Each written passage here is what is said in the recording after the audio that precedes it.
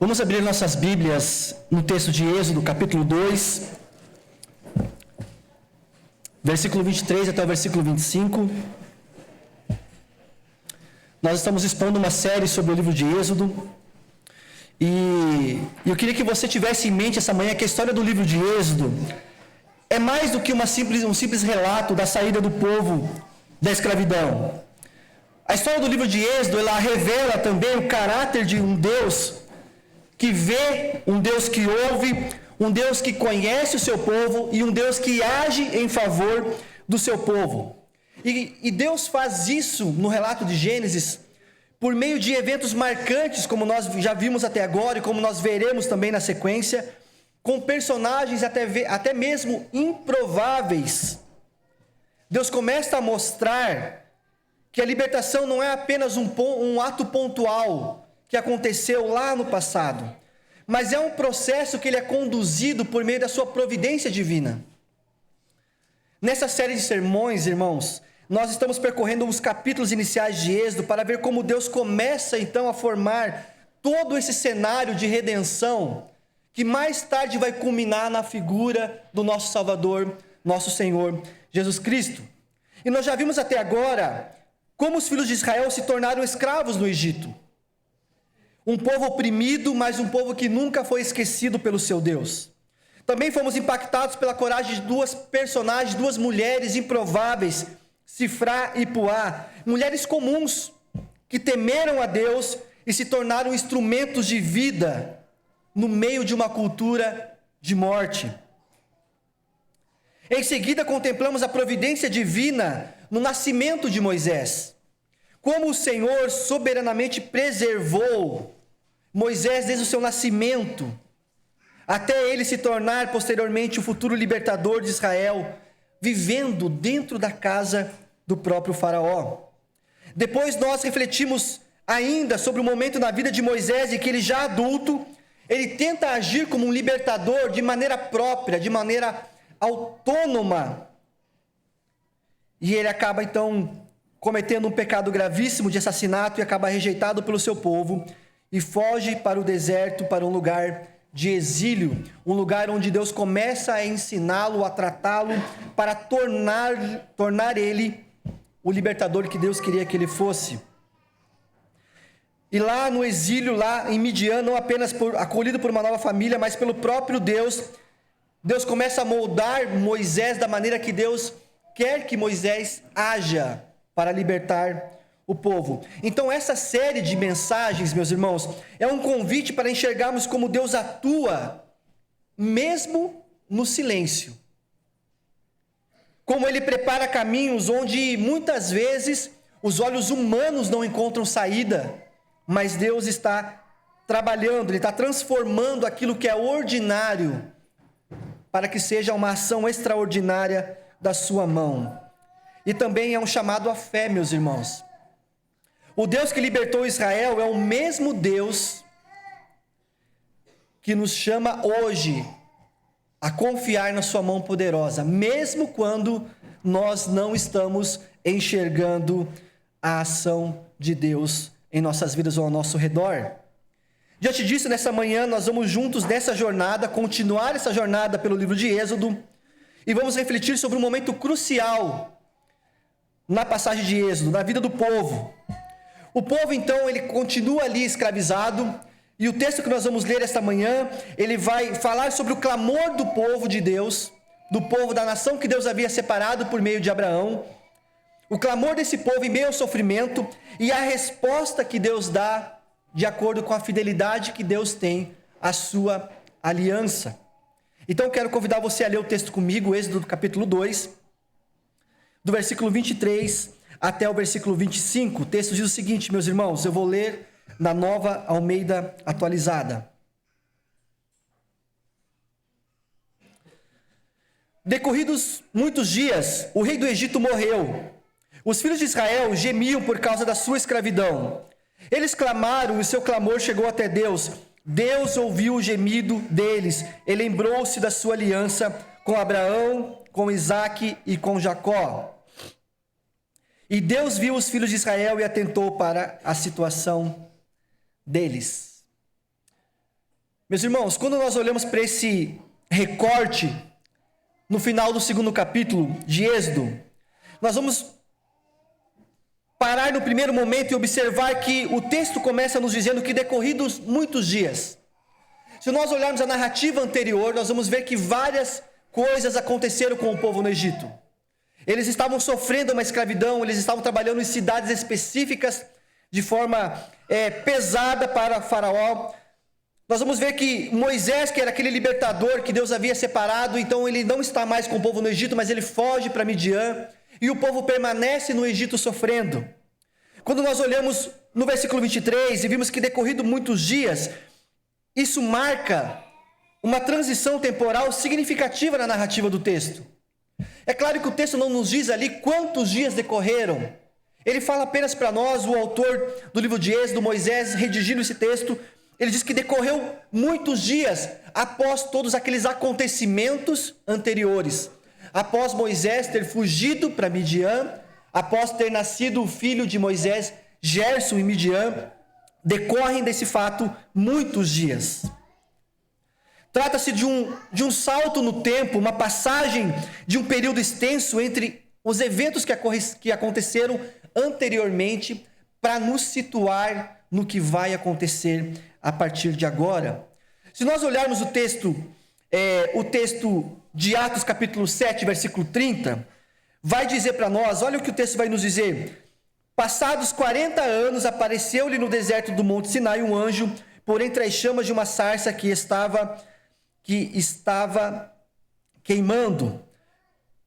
Atos dos Apóstolos vai nos dizer que passaram 40 anos, não desse fato específico, mas do fato seguinte, que é quando Deus no capítulo 3, então, vai aparecer ali, se manifestar a Moisés e, de fato, vocacionar Moisés para ser o libertador que Deus precisava que ele fosse ali no Egito. Meus irmãos, um ponto para nós pararmos aqui e pensarmos sobre essa primeira palavrinha, essas duas primeiras palavras que nós temos no texto. Decorridos muitos dias. É mais do que uma simples marca no tempo. É um lembrete, irmãos, que os planos de Deus, a forma como Deus determinou trabalhar a sua história redentiva, ela não ocorre simplesmente de uma hora para outra, ela acontece por meio de um processo. E esse processo ele vai se desenvolvendo durante todo o Antigo Testamento, até chegar o Novo Testamento e ser no ponto crucial com Cristo nosso Senhor. Nós chamamos isso de revelação progressiva de Deus. Deus vai se mostrando cada vez mais para o povo, e por meio de tipos ou sombras, como os irmãos já estão acostumados com essas palavras, Deus vai demonstrando alguns aspectos, algumas características dessa redenção que está sendo preparada para ser efetivada de fato na pessoa e na obra de Cristo. E esses processos, então, que Deus trabalha por meio dessa narrativa que nós estamos vendo, muitas vezes, nós vemos que são processos invisíveis para o povo. E são processos longos também. Enquanto o povo de Israel gemia sobre a escravidão, Deus já estava preparando o seu libertador. E aqui vale para nós refletirmos o primeiro momento, irmãos. Decorrido muitos dias significa que Deus tem a sua maneira de tratar com as situações que acontecem com o seu povo. E nós sabemos que o povo de Deus é todo aquele que tem fé, a mesma fé que Abraão teve quando Deus o separou e o convidou e o determinou que fosse para uma nova terra. Aqueles que têm essa mesma fé que Abraão teve naquele momento, é o povo de Deus. Aqueles que têm fé em Cristo, fé na promessa do Cristo que haveria de vir, e nós, fé no Cristo que já veio.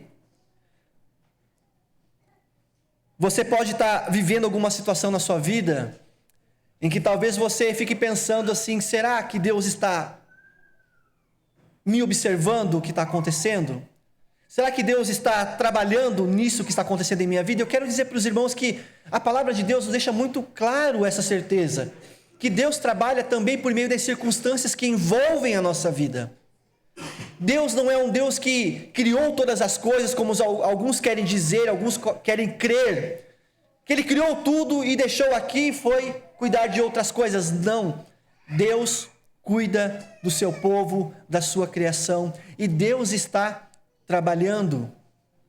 Então, as circunstâncias que envolvem a nossa vida diária são meios que Deus usa, são processos que Deus usa para nos tratar, para nos aperfeiçoar, para nos formar cada vez mais parecidos com o seu Filho.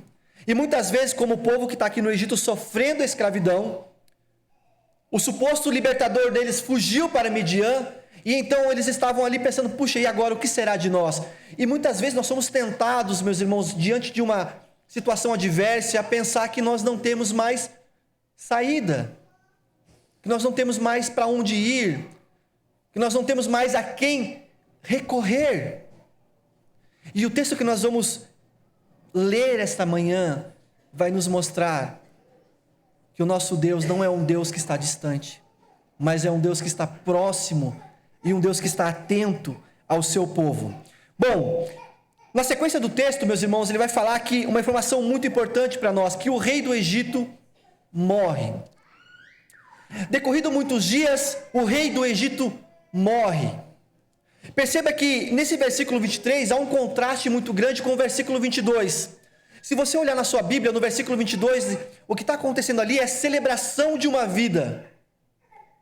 Moisés e Midian, ele tem ali, então, o nascimento do seu primeiro filho, de nome Gerson. No versículo 22, nós temos a celebração da vida, o nascimento de uma criança que é nomeada, um pequeno bebê, que foi dado o nome de Gerson, para que Moisés e toda a sua família se recordasse que ele era um peregrino em Midian. Midian não era a terra, o destino final dele. E quando nós olhamos o versículo 23, o homem mais poderoso daquele tempo, aquele que comandava toda a região do Egito e os países vizinhos, que tinha todo o poder humano em sua mão, ele morre. E ele sequer é nomeado nas Escrituras Sagradas. Essa justa posição entre morte, entre vida de uma pequena criança nomeada e a morte de um rei poderoso, ela evidencia para nós o fluxo natural da existência humana. Início e fim. Isso nos mostra, irmãos, que o nascimento de Gerson em terra estranha sugere que mesmo em ambientes adversos, mesmo em situações adversas que Moisés estava enfrentando, há espaços para novos começos. Há espaços para novos inícios. Muitas vezes, a gente enfrenta alguma situação adversa na nossa vida e a gente pensa que é o fim. Mas nós precisamos ter um olhar que Deus traz por meio da sua palavra, que não é o fim. Há oportunidade de novos começos, como houve aqui para Moisés diante do nascimento de Gerson. Já a morte de Faraó nos mostra, irmãos, ainda que um governante poderoso esteja fazendo coisas horríveis no meio do povo, toda autoridade humana, ela é temporária. Se percebe que, se nós analisarmos essa afirmação, muitas das nossas preocupações momentâneas com a situação que nós estamos vivendo no nosso país, ou que o mundo está vivendo como um todo, ela tende a diluir da nossa mente. Toda autoridade humana é temporária. Não fique preocupado. Não fique demasiadamente preocupado com as autoridades humanas, porque elas são temporárias. Elas passarão como tudo nessa vida passa. Somente a palavra do nosso Deus e o nosso Deus permanece.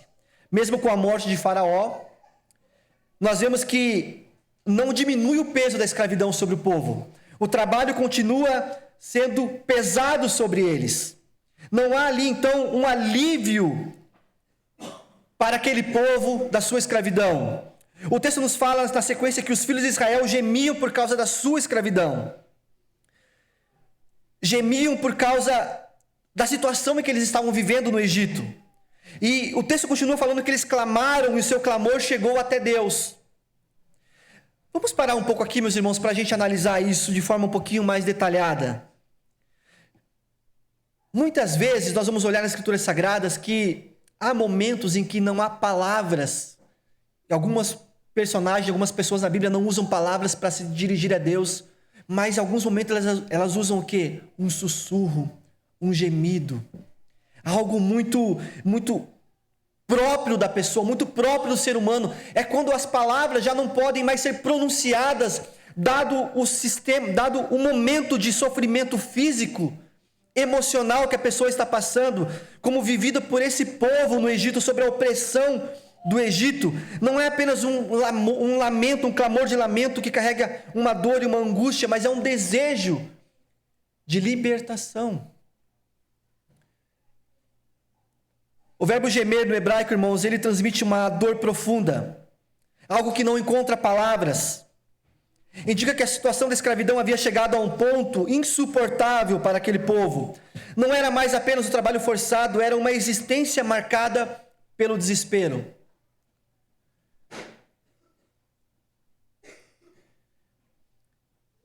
Quantas vezes nós, irmãos, experimentamos uma espécie de escravidão interior? E aqui eu quero dizer para os irmãos que Cristo nos liberta da escravidão do pecado. A palavra de Deus fala que nós devemos viver em santidade de vida, não devemos viver em pecado. Mas quantos de nós sofremos, vivemos com a recorrência de certos pecados que fazem com que nós soframos dores de escravidão como esse povo tem vivido? Uma vez eu estava aconselhando um adolescente numa outra igreja, e ele chegou para mim e falou: pastor, eu não consigo me libertar desse pecado. Eu já chorei, eu já pedi a Deus. Quantas vezes no chuveiro eu chorei e pedi ao Senhor que Ele me libertasse, mas eu não tenho forças. Quantas vezes eu pedi para que Deus tirasse esses desejos que eu tenho, essa situação que eu enfrento, para que eu pudesse buscar uma vida de mais santidade. E isso não acontece. Irmãos, o fato de nós lutarmos contra o pecado diariamente, o fato de nós às vezes perdermos algumas batalhas, não deve fazer com que nós venhamos a desistir de lutar contra a nossa natureza pecadora. E eu falei para esse adolescente, falei para ele o seguinte: olha, pode ser que você tenha que lutar contra isso a sua vida toda. Talvez você vai ter que lutar contra esse pecado recorrente a sua vida toda. Você vai ter que fazer guerra contra ele. Mas eu quero te falar uma coisa: maior que o seu pecado é a graça de Deus manifesta em Cristo. Nós ouvimos na exposição de Romanos com o pastor Luiz, onde abundou o pecado, superabundou a graça. Mas nós não podemos ter uma postura de se acomodar no pecado, mas de lutar com todas as nossas forças contra ele. Assim como os hebreus, podemos até continuar vivendo as nossas vidas, trabalhando, tentando, mas eles estavam com o coração deles afogado no cansaço e na dor. E em momentos de angústia como esses, em momentos de opressão como esse, a única coisa que talvez eles conseguiam fazer era gemer diante da dor. Eu não sei se algum dos irmãos já passou alguma dor extrema, que a única coisa que você consegue fazer diante da dor é gemer. Eu sei que alguns passaram por isso. E o povo aqui no Egito, ele estava com esse suspiro pesado, quase involuntário, que saía do peito quando as forças acabavam. Eu quero destacar para vocês, irmãos, que é importante reconhecer esse gemido do povo de Israel.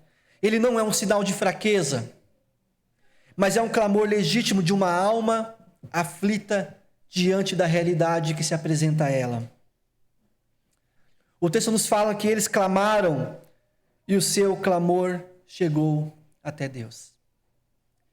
Deus escuta o gemido do seu povo. Deus escuta quando o seu povo clama. Mesmo que não haja palavras, mesmo que a oração não seja estruturada, não seja em voz alta, o sofrimento sincero não passa despercebido diante dos olhos e dos ouvidos do nosso Deus. Este verso que nós lemos, meus irmãos, ele nos convida a não ignorar a dor, mas também a não relegar a dor a algo inútil, a algo insignificante. O gemido mais silencioso nas madrugadas solitárias ou no meio da correria é ouvido por Deus. E se você está passando por momentos assim, Deus vê, Deus conhece, e Ele age no tempo certo. Por isso, ao enfrentar dias pesados, não se deve esconder ou negar o sofrimento. Irmãos, na vida cristã há lugar para lágrimas também. Há lugar para a gente se jogar aos pés do nosso Salvador e falar: Senhor, eu já não estou aguentando mais, como o povo no Egito falou. Isso não é sinal de fraqueza. Isso é sinal de dependência de Deus. Mas há também a esperança firme de que Deus ouve e a resposta dele pode estar mais próxima do que se imagina. Você está enfrentando alguma situação em sua vida que tem te levado silenciosamente a clamar a Deus? Eu quero que você saia daqui essa manhã, irmãos, sabendo: Deus ouve, Deus vê, Deus conhece o clamor do seu povo. Lembra-se de Jó? Das situações que Jó enfrentou em sua vida terrena? Pela permissão de Deus, claro, nada foge à permissão de Deus. Jó capítulo 19, versículo 25, ele vai dizer o seguinte, naquele diálogo que ele tem com os seus amigos. Ele vai dizer: porque eu sei que o meu Redentor vive e por fim se levantará sobre a terra. Em outras palavras, eu sei que o meu Redentor, ele vai vir em meu socorro. Eu sei que ele está vendo o que eu estou passando, o que eu estou sofrendo. Eu sei que no momento oportuno, ele vai estender a sua mão de graça para mim. Eu quero que você saia essa manhã aqui crendo nisso. Não porque o pastor está falando, mas é porque o que a palavra de Deus nos mostra. O nosso Deus não é um Deus indiferente ao sofrimento humano. Agora nós precisamos responder a seguinte pergunta: por que Deus ouve o clamor do seu povo e por que Deus nos ouve quando clamamos? Será que é porque nós somos bonzinhos? Será que é porque nós procuramos cumprir com os mandamentos de Deus? Será porque nós ofertamos na casa do Senhor? Será que é porque nós somos bons cidadãos? Por que então Deus ouve o nosso clamor? Será que é porque algum mérito que Deus vê em nós?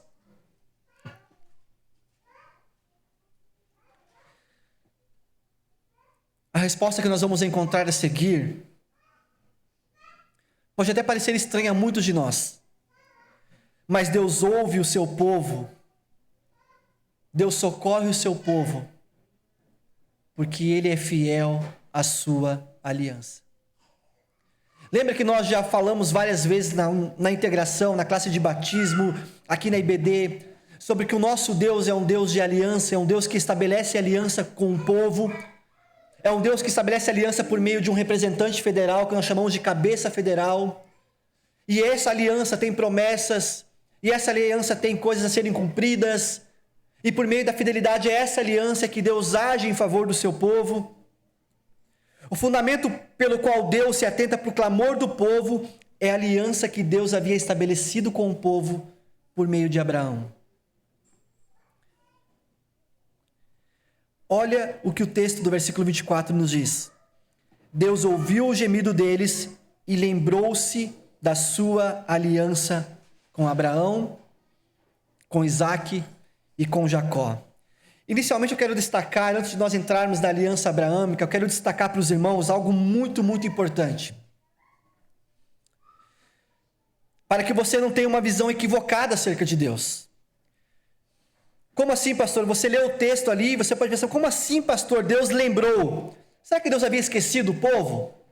Perceba, irmãos, quando nós lemos as Sagradas Escrituras, há algumas ferramentas utilizadas pelo escritor sagrado, inspirado por Deus.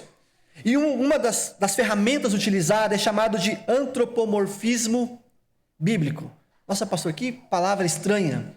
O antropomorfismo, ele vai dizer para a gente que a teologia reformada vai explicar para a gente que é um recurso utilizado nas Escrituras Sagradas, onde algumas características humanas são transportadas a Deus, com o objetivo de tornar compreensível à mente humana aquilo que em sua essência é infinito e incompreensível.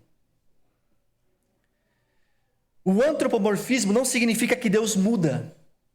Em Deus não há mudança, não há sombra de variação, nós sabemos disso. Sente e age literalmente como ser humano, não significa isso, mas que ele decidiu se comunicar de uma forma condescendente, em termos acessíveis para nós, para revelar a sua vontade e revelar o seu caráter. Isso está alinhado com a revelação progressiva de Deus. Então, quando nós chegamos nesse momento e pensar sobre esse antropomorfismo bíblico, enquanto nós lemos que Deus se lembrou, não significa que Deus havia esquecido, porque Deus não esquece. Outro exemplo bem prático, quando nós falamos assim que Deus ouviu, Deus tem ouvido? Quando nós lemos que Deus estendeu a sua mão de poder, Deus tem mão? É essas características humanas que é transportada a Deus para que se torne compreensível para nós aquilo que o texto está dizendo. Então, quando o texto fala para nós que Deus se lembrou, não significa que ele havia esquecido, mas significa que chegou o momento exato para Deus agir de acordo com o seu propósito e o seu decreto. Entenda, meus irmãos, Deus não esquece. Não há esquecimento em Deus. Deus não age movido por paixões como nós seres humanos agimos. Há uma doutrina esquecida, muito esquecida nos púlpitos brasileiros, que é a impassibilidade divina.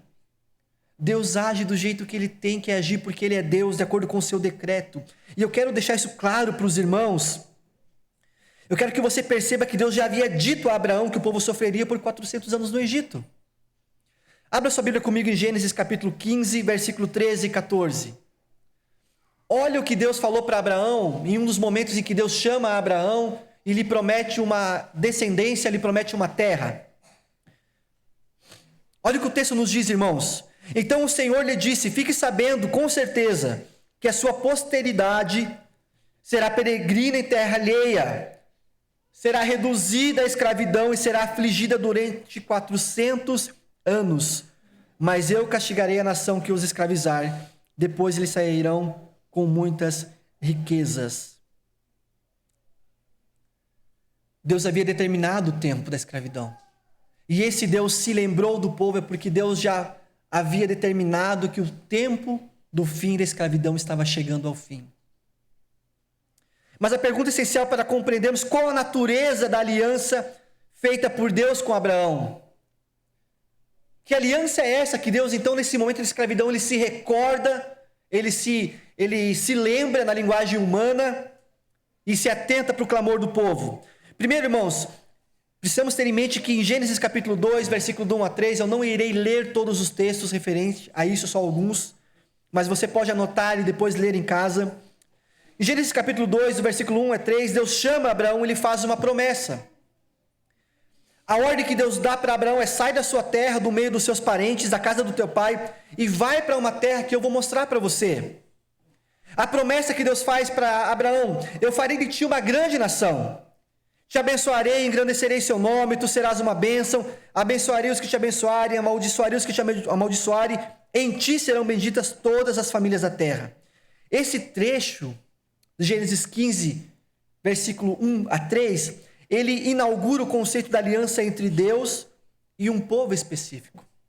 Deus faz uma aliança com Abraão para, a partir de Abraão, criar uma nação específica, um povo específico.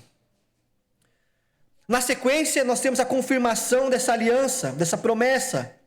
Ao chegar em Canaã, Deus aparece a Abraão e diz: a tua descendência darei esta terra. Abraão então constrói ali um altar ao Senhor. E ali começa toda a relação pactual entre Deus e o povo de Israel por meio de Abraão como representante desse povo. Estão comigo até aqui, irmãos? Eu não vou entrar nos pormenores da aliança abraâmica, porque isso seria uma aula ou uma pregação exclusiva sobre isso. Eu vou pincelar aquilo que é importante para nós compreendermos o porquê Deus aqui se atenta para a sua aliança, a fidelidade de Deus à sua aliança. Quando nós vamos para Gênesis capítulo 15, nós vamos ver que Deus aparece a Abraão em uma visão, dizendo: não temas, eu sou o teu escudo, o teu galardão será sobremodo grande. Abraão então questiona a Deus, pois ainda não tem filhos e já é idoso. E Abraão fala que o herdeiro dele seria Eliezer, o seu servo. E Deus reafirma: o herdeiro não será o seu servo. De ti sairá um herdeiro. Então Deus leva Abraão para fora da sua tenda, ali em Gênesis capítulo 15, manda Abraão olhar para o céu e manda Abraão contar as estrelas do céu. E Deus fala que assim será a sua descendência. E aí a palavra de Deus vai dizer que Abraão creu no Senhor e isso lhe foi atribuído por justiça. Aqui nós já vemos uma atribuição da justiça de Deus, que mais tarde nós vamos ver no Novo Testamento como uma justificação pela fé acontecendo com Abraão. Abraão creu na promessa de Deus, creu no Senhor. Então Deus faz uma aliança com Abraão. Irmãos, eu quero parar aqui nesse momento para explicar essa aliança que Deus faz com Abraão, que está registrada no capítulo 15 de Gênesis. Olha o que o texto vai nos dizer. Deus manda Abraão trazer alguns animais, e a pergunta que Abraão faz a Deus é: como saberei que hei de possuí-lo? Ou seja, Senhor, como eu sei que você vai cumprir a sua promessa? Como eu sei que você vai me dar de fato essa terra? Como eu sei que vai vir um descendente? Como eu sei que isso vai acontecer? Então Deus faz uma aliança com Abraão. Gênesis 15, versículo 9 a 19. Olha que a palavra de Deus nos diz. O Senhor respondeu: traga-me uma novilha, uma cabra e um cordeiro, cada qual de 3 anos, uma rolinha e um pombinho. Abraão trouxe todos esses animais, cortou-os pelo meio e pôs as metades umas diante das outras. As aves, porém, não cortou pelo meio. As aves de rapina desciam sobre os cadáveres, porém Abraão as enxotava. Ao pôr do sol, um profundo sono caiu sobre Abraão, e grande pavor e densas trevas tomaram conta dele. Então o Senhor lhe disse: fique sabendo com certeza que a sua posteridade será peregrina em terra alheia, será reduzida à escravidão e será afligida durante 400 anos, mas eu castigarei a nação que os escravizar. Depois eles sairão com muitas riquezas, e você irá para junto dos seus pais em paz. Será sepultado em boa velhice. Na 4ª geração voltarão para cá, porque a medida de iniquidade dos amorreus ainda não se encheu. Quando o sol se pôs e houve densas trevas, eis que um fogareiro fumegante e uma tocha de fogo passaram entre aqueles pedaços dos animais. Naquele mesmo dia o Senhor fez aliança com Abraão, dizendo: a sua descendência dei esta terra, desde o rio do Egito até o grande rio Eufrates, e a terra dos queneus, dos quenezeus e dos cadmoneus. Deus faz uma cerimônia que para a gente, nossa, que absurdo, cortar os animais no meio. Meus irmãos, esse é um ritual que era comum naquela região do Oriente Médio. Era a maneira que eles tinham de fazer um pacto, uma aliança, um acordo. E esse corte dos animais no meio, ele significava o seguinte: se eu não cumprir com o que eu estou acordando com você, que aconteça comigo o que aconteceu com esses animais, que eu seja partido ao meio. E então, no Oriente Médio, naquele período, ambos que faziam um acordo passavam entre aqueles animais. E ambos firmavam dizendo: se eu não cumprir a minha parte, que aconteça comigo o que aconteceu com esses animais. Mas sabe o que Deus faz? Deus assume a responsabilidade sozinho. Deus passa por entre aqueles pedaços. Isso simboliza que Deus está assumindo sozinho a responsabilidade pela aliança. Como se dissesse: se eu, Deus, não cumprir com a minha promessa, que aconteça comigo como aconteceu com esses animais. Deus revela que a descendência de Abraão será peregrina em terra alheia no Egito, escravizada por 400 anos, sairá com algumas riquezas do Egito, que Abraão morrerá em paz, e que na 4ª geração seus descendentes voltarão para a terra prometida. Essa é a aliança que Deus fez com Abraão. É essa aliança que Deus se recorda. É uma aliança que Deus havia feito a Abraão, que daria para ele uma posteridade e uma terra. E então Deus se recorda dessa aliança que ele fez com Abraão. Essa aliança em que ele, Deus, é o fiador. Que não é condicional aos seres humanos, mas ao próprio Deus. Vamos voltar para o nosso texto, irmãos. Êxodo 24, 2, 24 e 25. Deus ouviu o gemido deles e lembrou-se da sua aliança com Abraão, com Isaque e com Jacó. E Deus viu os filhos de Israel e atentou para a situação deles. Porque Deus ouve as nossas orações e atenta para as nossas situações? Por causa da aliança que Deus fez com Cristo Jesus na nova aliança. A aliança abraâmica, lembra? Tipos e sombras. As alianças do Antigo Testamento iam revelando características da aliança perfeita que foi feita com Cristo. Sabe por que Cristo nos escuta quando nós clamamos? Deus nos escuta? Por causa de Cristo. É por isso, meus irmãos, que nós temos a garantia que Deus vai vir em nosso favor. Não é porque nós somos crentes simplesmente, não é porque nós somos membros da Batista Reformada de Curitiba, mas é porque Deus é fiel à sua aliança. Deus nos ouve, então, por causa dele e não por causa de nós. A primeira reação ao ler Gênesis 2, 24 e 25 é de alívio e esperança. Deus ouve, mas logo vem a surpresa. Ele não ouve porque o povo é merecedor que ele escute o povo, mas porque Deus é fiel à sua aliança. Isso confronta, irmãos, a teologia que está tão presente em nosso meio, no Brasil, que fala que nós temos que ter méritos diante de Deus, que nós temos que ter corações religiosos, corações devotos, para que aí então Deus escute a nossa oração. Isso é uma mentira. Muitas vezes achamos que precisamos fazer algo para sermos ouvidos. Muitas vezes achamos que nós temos que fazer um jejum mais intenso, ou mais duradouro, ou talvez uma oração mais longa, ou talvez um arrependimento mais dramático dos nossos pecados. Mas a base da escuta divina a cada um de nós é a graça de Deus manifesta na sua aliança, e não nenhum mérito que possa existir em nós, até porque não existe em nós, e não está atrelado à nossa performance religiosa também, meus irmãos.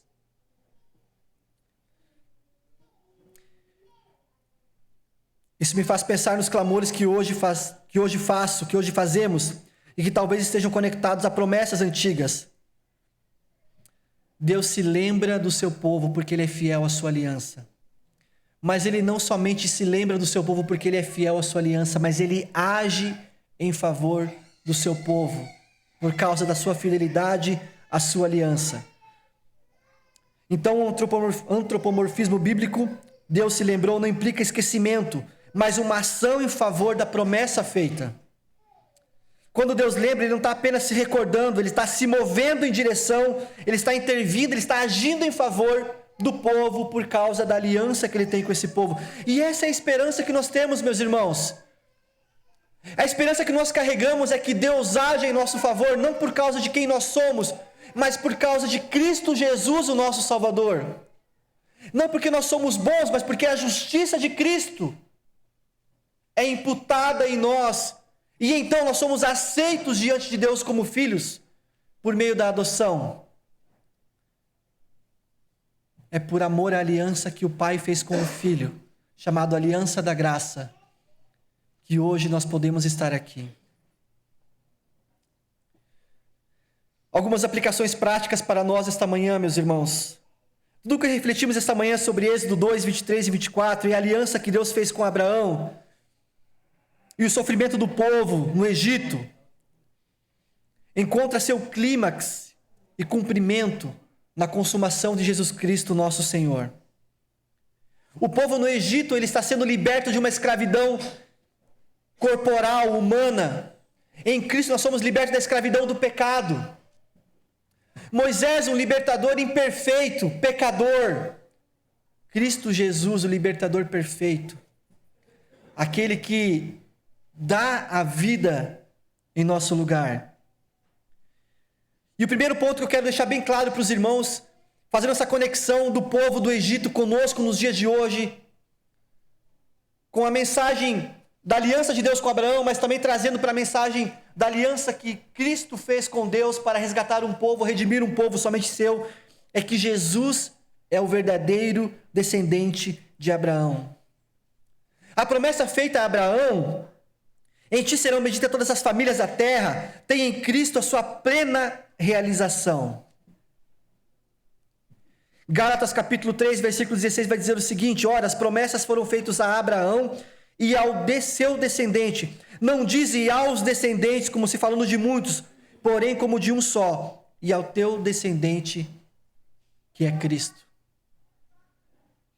Cristo Jesus é o verdadeiro descendente de Abraão, aquele em qual serão benditas todas as nações da terra. Cristo é o herdeiro da promessa, Cristo é o mediador de uma aliança melhor e muito maior.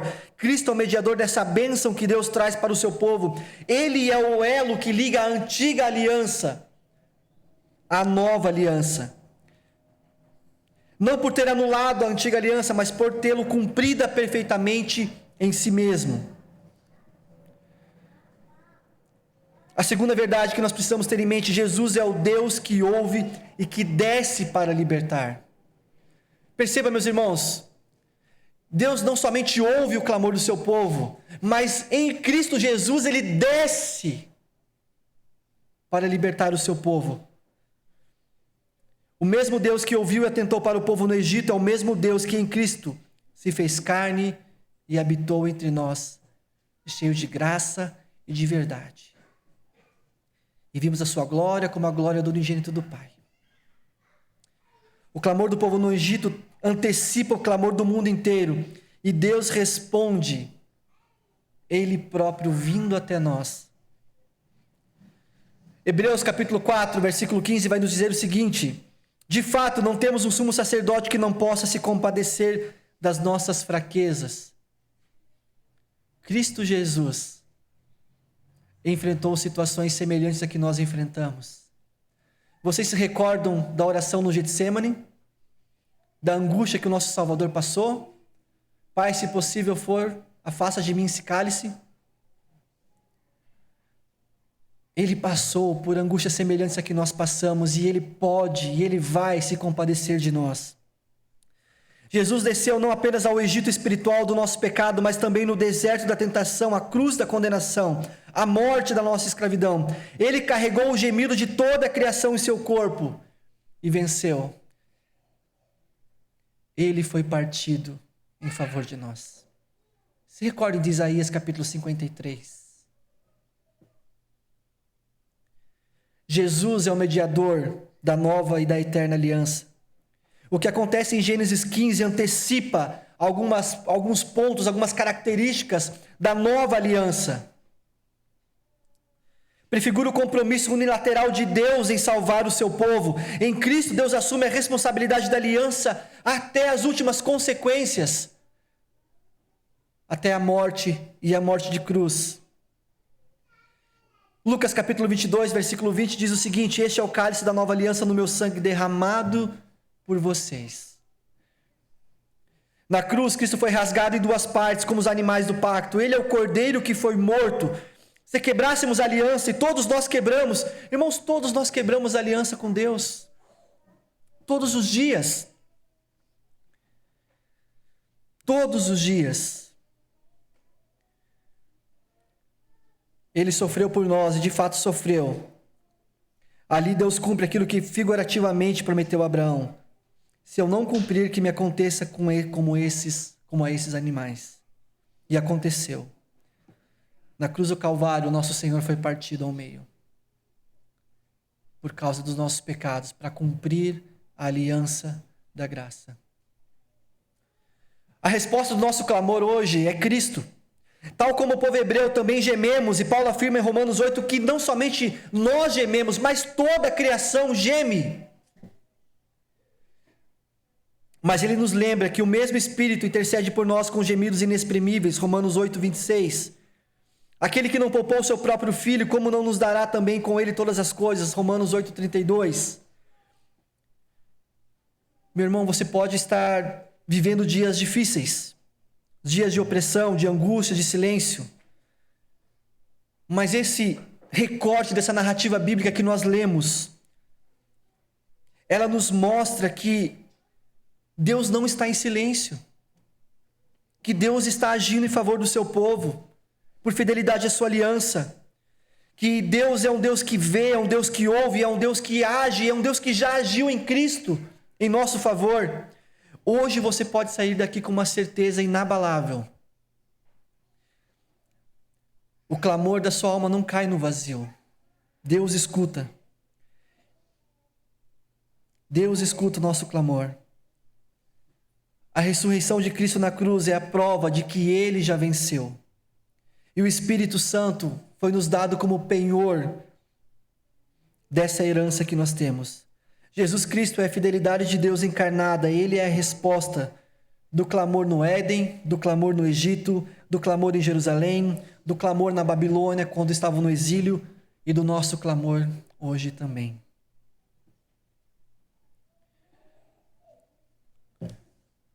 O sofrimento do povo de Deus não está aquém do conhecimento de Deus. Deus é fiel à sua aliança, meus irmãos. Mas a pergunta que nós precisamos responder esta manhã, pessoalmente, nós estamos em aliança com Deus por meio de Cristo? Quem é o seu mediador na aliança? Seu mediador é Cristo? Ou você tem colocado outras coisas como mediador diante de Deus? Eu quero dizer para você, não há outro mediador, há somente um mediador entre Deus e os homens, Jesus Cristo homem. E tudo aquilo que nós colocarmos no lugar de Cristo servirá para a nossa condenação. Nossa prática religiosa não pode ocupar o lugar de Cristo. Nossa devoção a denominações não deve ocupar o lugar de Cristo. Nossas boas ações jamais, nossas boas obras jamais devem querer ocupar o lugar de Cristo. Nós somos salvos pela fé somente, mediante a graça e pela fé somente em Cristo Jesus. Vamos orar, meus irmãos.